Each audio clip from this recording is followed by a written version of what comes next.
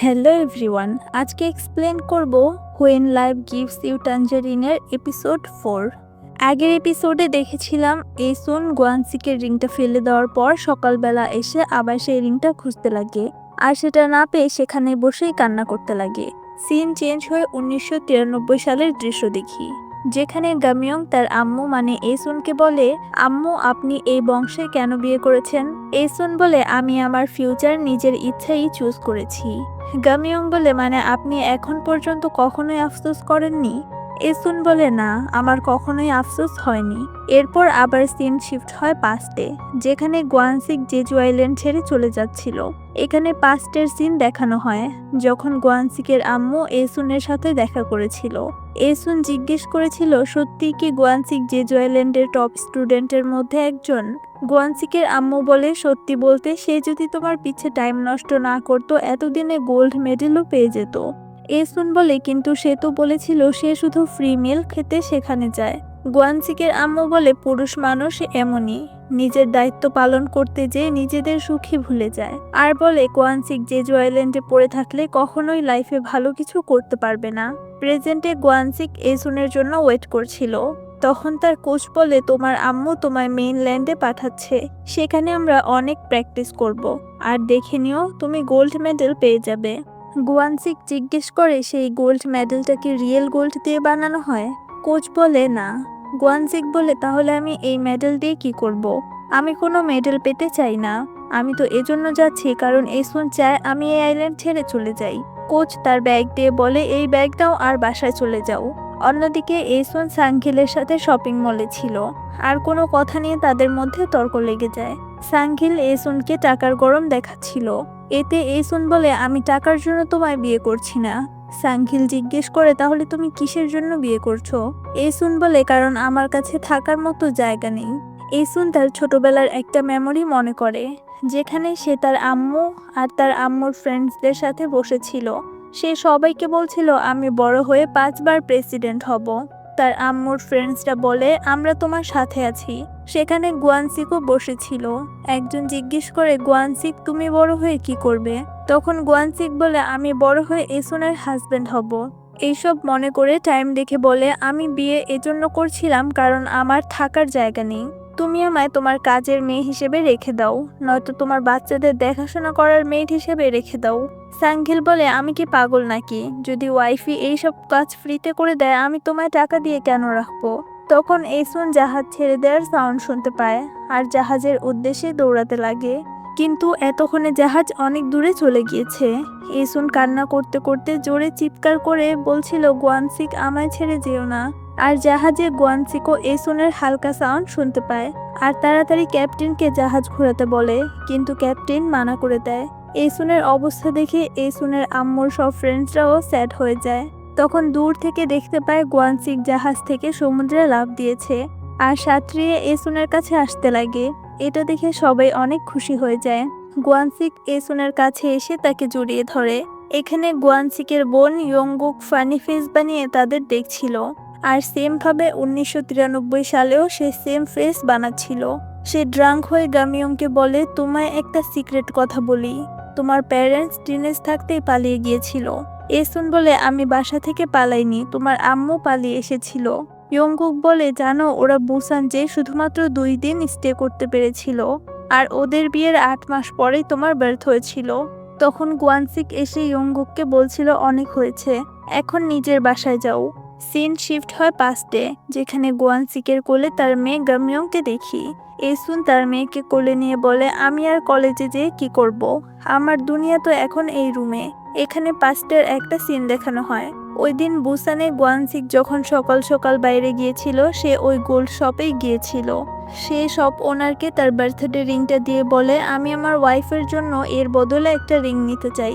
প্রথমে তো শপ ওনার মানা করে, কিন্তু গোয়ানসিকে রিকোয়েস্ট করায় সে তাকে একটা রিং দেয়। এরপর সেই রিংটা আমরা এসুনের ফিঙ্গারে দেখি। এসুন আর গোয়ানসিক এসুনের জন্য ওয়েডিং ড্রেস কিনতে আসে। গোয়ানসিকের আম্মু বলে, তুমি কি কোনো ফ্যাশন শো করতে যাবে নাকি? রেন্টে একটা ড্রেস নাও আর বাসায় চলো। কিন্তু গোয়ানসিক বলে, তোমার যা যা পছন্দ সব নাও, আমি তোমায় নিতে বলছি। এসুন একটা হ্যাট দেখিয়ে বলে, এইটা পরার সময় চুল খোলা রাখবো নাকি বেঁধে রাখবো? গুয়ানসিক বলে এই হ্যাট পরে বিয়ে করলে পরে আবার ফটো দেখে আফসোস করবে না তো? এসুন বলে তুমি স্টাইলের ব্যাপারে কি জানো? সিন চেঞ্জ হলে এসুনকে একটা টেম্পলে প্রে করতে দেখি, যেখানে সে সিজদা টাইপের একরকম প্রে করছিল। পাশে থাকা টেম্পলের নান বলে 108 বার সিজদা করা অনেক কষ্টের ব্যাপার। গুয়ানসিকের আম্মু বলে যদি 108 বার সিজদা যথেষ্ট হতো এতদিনে সে একটা ছেলে জন্ম দিয়ে ফেলতো, কিন্তু 5 বছর ধরে কিছুই হয়নি। এতে নান বলে এসুনের একটা মেয়ে তো আছেই। গুয়ানসিকের আম্মু বলে আমাদের বংশের জন্য ছেলে দরকার হলে সেটা তো তাকে দিতেই হবে, ওর বাসা থেকে তো যৌতুকও 1 টাকা পাইনি। তখন গুয়ানসিকের দাদি বলে আর তোমার বাসা থেকে তো একটা চামচও আসেনি। এরপর বাসায় যাওয়ার সময় গুয়ানসিকের দাদি এসুনের শরীরে রেড বিনস ছুঁড়ে মারছিল, কারণ তার মতে এসুনের উপর তার আম্মুর আত্মা আছে। সে গুয়ানসিকের আম্মুকে বলে ওকে দিয়ে যদি তুমি 300 সিজদা করাও ওর তো বাসায় কাজ করারও শক্তি থাকবে না। গুয়ানসিকের আম্মু বলে এমনিতেও তো কিছুই করে না।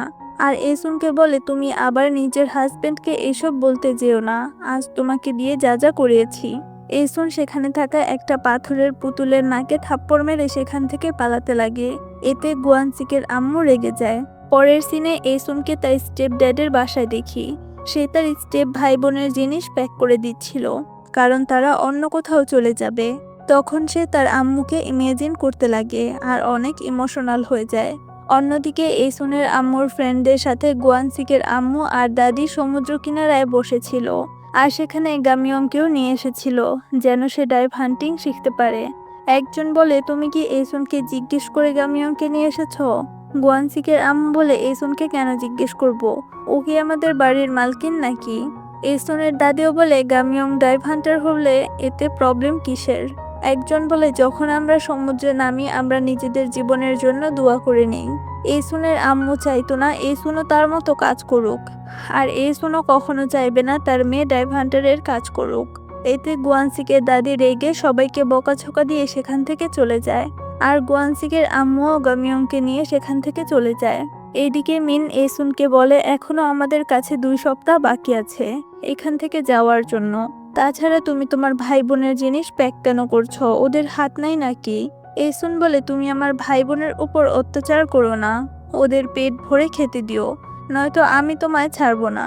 মিন বলে আমি মাঝে মাঝে ওদের বকা দিতে চাইলেও পারি না, ওরা আম্মু আম্মু বলে আমায় জড়িয়ে ধরে, আর কত বছর ধরে ওদের আমিই পালছি, এখন ওরা আমার সন্তানের মতোই হয়ে গিয়েছে, তাই তুমি আমার বাচ্চাদের চিন্তা বাদ দাও। এসুন বলে আমার এখনো মনে আছে তুমি ওই দিন 4টা আইসক্রিম নিয়ে এসেছিলে, কিন্তু আমি 5টা ভুট্টা নিয়ে এসেছি। মিন বলে আচ্ছা ঠিক আছে, আমি ওই দিনের আইসক্রিমের বদলে এই সাইকেলটা দিয়ে দিলাম, মনে করো এটা আমি গামিয়ংকে গিফট দিলাম। রাতের বেলা গুয়ানসিক বাসায় আসলে তার আম্মু বলে এসুন আবারও ওই মানুষদের জন্য ভুট্টা নিয়ে গিয়েছে যারা তার কিছুই হয় না। গুয়ানসিক বলে আম্মু আমি সেই ভুট্টার বদলে আজকে দামি মাছ নিয়ে এসেছি। তার আম্মু বলে তুইও যদি সবসময় ওকে সাপোর্ট করে কথা বলিস আমায় সাপোর্ট করবে কে? তখন গুয়ানসিক বলে আপনার সাইড করে আব্বু কথা বলবে। তখন এসুনও চলে আসে, যে সাইকেলের সাথে অনেক জিনিসও নিয়ে এসেছে। সে বলে ওরা 5টা ভুট্টার বদলে আমায় কত কিছু দিয়েছে। এরপর এসুন আর গুয়ানসিকের আম্মু সবকিছু চেক করতে লাগে। সেখানে সেই হলুদ ড্রেসটাও ছিল যেটা পরে এসুন বুসান পালিয়েছিল। সেটা দেখে গুয়ানসিকের আম্মু বলে তুমি এই ড্রেসটা কেন এনেছো, আবার পালাতে চাও নাকি? তখন গুয়ানসিক চুপি চুপি সেই ড্রেসটা নিয়ে নেয়। এসুন বলে মিন গামিয়ংকে এই সাইকেলটা গিফট করেছে। তখন গুয়ানসিকের দাদি বলে এই সাইকেলটা ফেলে দিয়ে আসো, মেয়েরা সাইকেল চালায় না। এটা শুনে এসুনের মন খারাপ হয়ে যায়। এসুন তার মেয়েকে জিজ্ঞেস করে আম্মু তুমি কি আজ সমুদ্র কিনারায় খেলতে গিয়েছিলে? গামিয়ং এর অ্যান্সার দেওয়ার আগেই গুয়ানসিকের দাদি ঘুম পড়ানোর বাহানায় গামিয়ংকে ভিতরে নিয়ে চলে যায়। রাতে গুয়ানসিক এসুনের বুকস ক্লিন করছিল, তখন এসুনের রুমে চলে আসে। সারাদিন কাজ আর প্রে করার কারণে ওর পায়ে ব্যথা করছিল। গুয়ানসিক বলে তুমি অনেক ক্লান্ত হয়ে গিয়েছো, তুমি আমায় কিছুই শেয়ার করো না কেন? এসুন বলে যদি তুমি আমায় সাপোর্ট করে কথা বলো ওরা আমায় মেরেই ফেলবে, যদি কিছু বলতে চাও নিজের মেয়ের জন্য বলো। আমি চাই গামিয়ং সেই সাইকেলটা চালাক, যদি সে আজ সাইকেল চালাতে না পারে ওর লাইফ কিচেনেই থেকে যাবে। আমি চাই গামিয়ং এর যা ইচ্ছে তাই করতে পারুক, সে আমার মতো সারা জীবন খাবারের টেবিল যেন না সাজায়। বরং সে যেন সাজানো টেবিল উল্টে ফেলে দিতে পারে। গোয়ানসিক ইমোশনাল হয়ে বলে, তুমিও সাজানো টেবিল উল্টে ফেলে দাও, আমি তোমায় পারমিশন দিচ্ছি। এটা শুনে এসুনও ইমোশনাল হয়ে যায় আর গোয়ানসিককে হাগ করতে বলে। পরের দিন সকাল হওয়ার আগেই এসুন উঠে গিয়েছিল আর গোয়ানসিকের দাদি তার শরীরে রেড বিনস ছুঁড়ে মারছিল আর বলে, ভুলেও যেন গোয়ানসিককে না বলো আমি প্রতিদিন তোমার উপর রেড বিনস ছুঁড়ে মারি। এরপর সকালে সবাই নাস্তা করতে বসলে গোয়ানসিক গামিয়ং এর জন্য একটা নতুন সাইকেল নিয়ে আসে আর বলে, এই সাইকেলটা 2000 ওন দিয়ে এনেছি, তাই সেল করার আগে যেন এটা মাথায় রাখে। এরপর গামিয়ং এর বোলের পিস শেষ হয়ে গিয়েছিল, সে আরো পিস খেতে চাইছিল আর এসুনের বোলের পিসও অলরেডি শেষ হয়ে গিয়েছে। তখন গোয়ানসিক তার টেবিল থেকে ঘুরে এসুনের টেবিলে চলে আসে আর তার বোল থেকে পিস এসুন আর গামিয়ং এর বোলে দিয়ে দেয় আর বলে, এখন থেকে আমিও এই টেবিলে বসেই খাবার খাবো।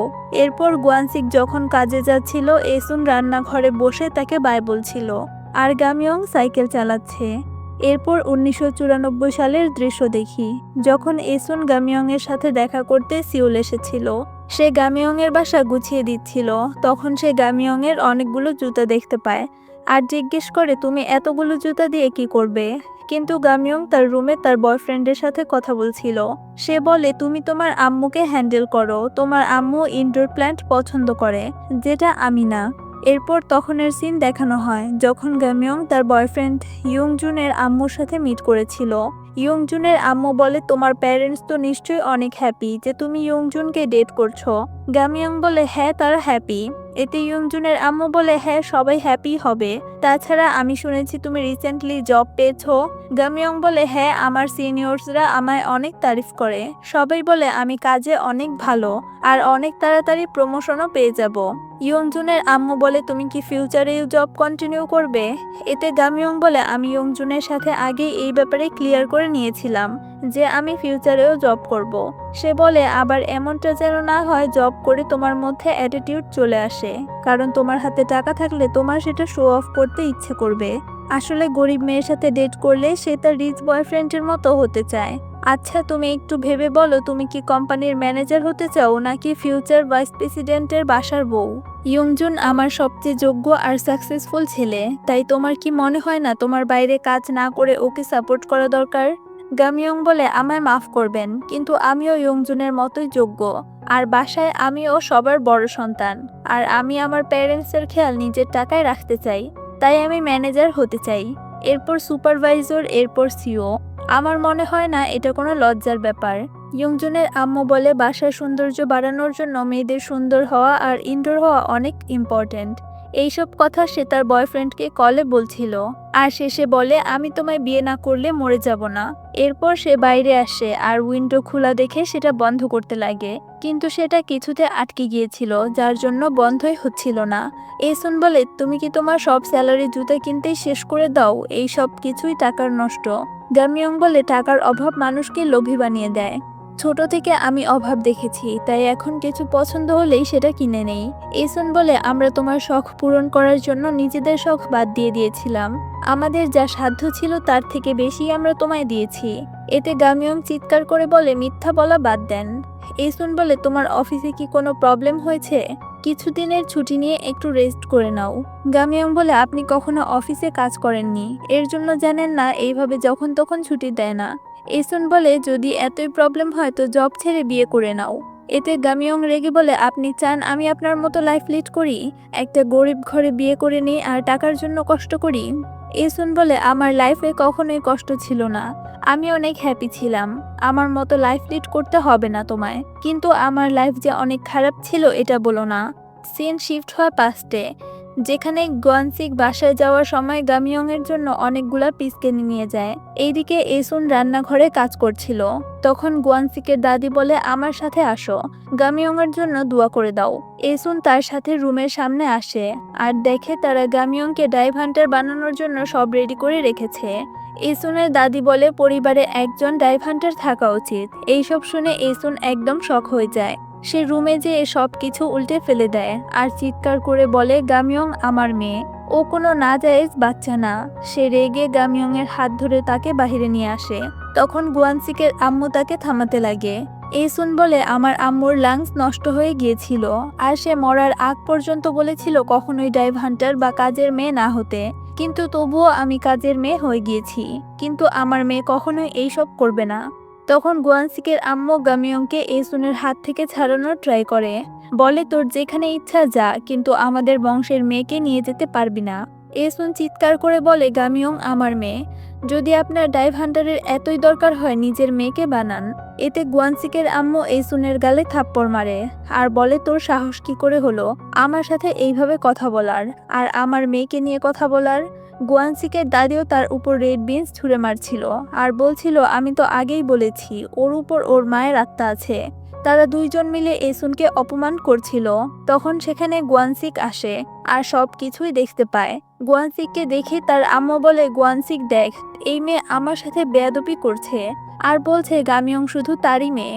গোয়ানসিকের দাদি এসুনকে বাসা থেকে বের করে দিতে বলছিল। তখন গোয়ানসিক বলে এসুন আমার বউ, আপনাদের বাসার বউ না, আজকের পর আপনারা ওর ফেস কখনোই দেখবেন না। এরপর সে গামিয়ংকে কোলে নিয়ে এসুনের হাত ধরে সেখান থেকে বের হয়ে যায়। আর এই এপিসোডটা এখানেই শেষ হয়ে যায়। ড্রামাটা কেমন লেগেছে অবশ্যই কমেন্টস করে জানাতে পারো। এক্সপ্লেনেশন ভালো লাগলে অবশ্যই ভিডিওতে একটা লাইক করে দিও। চ্যানেলে নতুন হলে সাবস্ক্রাইব করে পাশে থাকার অনুরোধ রইল। দেখা হচ্ছে পরবর্তী এপিসোড নিয়ে, ততক্ষণ ভালো থাকো, আল্লাহ হাফেজ।